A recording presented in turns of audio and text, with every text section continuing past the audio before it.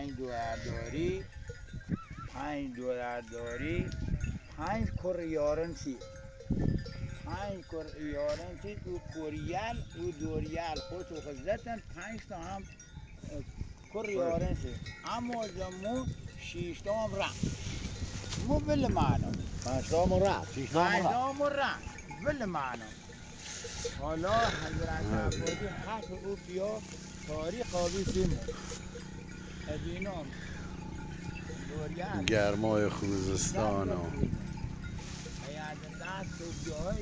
گوسفندان زیبا.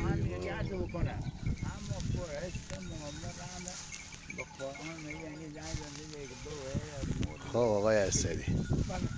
گرما خذیتت نکنه. نه بله گرما نه دارم فیلم تامو گرم خان زنده نه همه اتفاقا نمیم بعد چقدر خوبه دلت یا درویش وجدانن حالا بهتر یا من شهر خموی ای پیا عزیز کرده پس شهر چه به درد خوره شهر اصلا فقط مریضی و درد و بلا و همه چی اما ایچه همه چی طبیعی هم چون که گردی هر چه که خردی هزم بور اما ایما اشکمان بنه حضرت عباسی مریض بود و این مولا که نیاشتم به این بیایی تو بخواه یک چم روی سرخان درویش رو فکر کنم چند تا گوسفند بگیری بودی دنبالسا تو بره جوان بود 10 سال جوان بود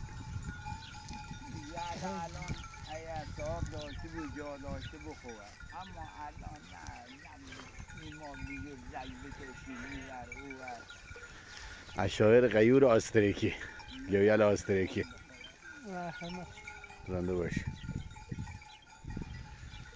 واقعا صفای داره آدم من روستا زندگی کنه همچنین یواش یواش هم که بره تمام سموم بدن دفع بود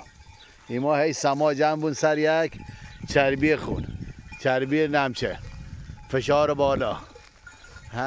گوشت اضافه تله همه چیه کنه برمون قند اوره